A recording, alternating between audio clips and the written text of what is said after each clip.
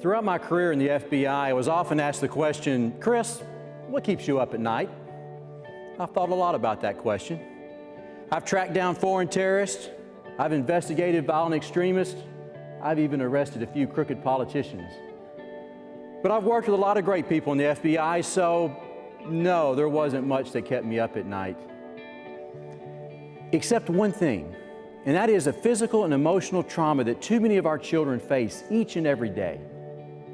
One day I was invited by a friend to visit with 10 young men at a local high school who had been labeled as troublemakers by their teachers and who had been making bad decisions in life. Our goal was to help them make better decisions. Instead, in the time that I spent with them, they taught me more about the challenges and the trauma they faced every day just to survive. I left that meeting with a new objective. I was going to learn everything I could about childhood trauma, and a condition I later learned is known as adverse childhood experiences.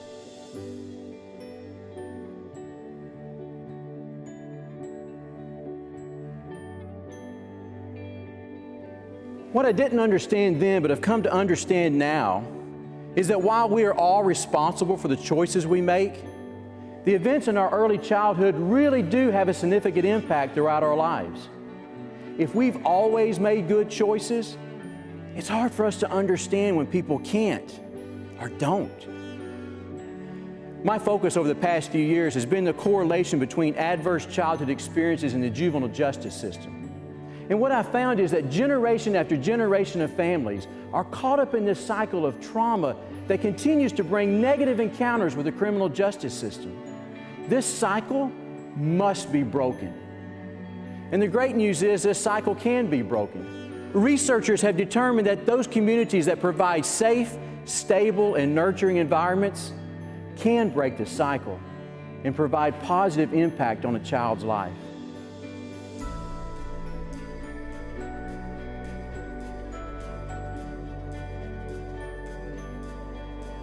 So if we're going to prevent adverse childhood experiences from being passed down from generation to generation, then we're going to need to see children with fresh eyes and quit stigmatizing them as troublemakers or bad kids.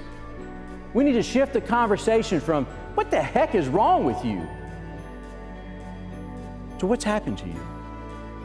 It's a shift in the conversation from always assuming bad kids do bad things to offering, how can I help?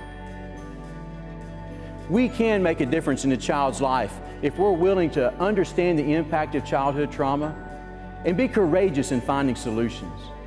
I want to help you understand adverse childhood experiences so that you can make a difference in a child's life.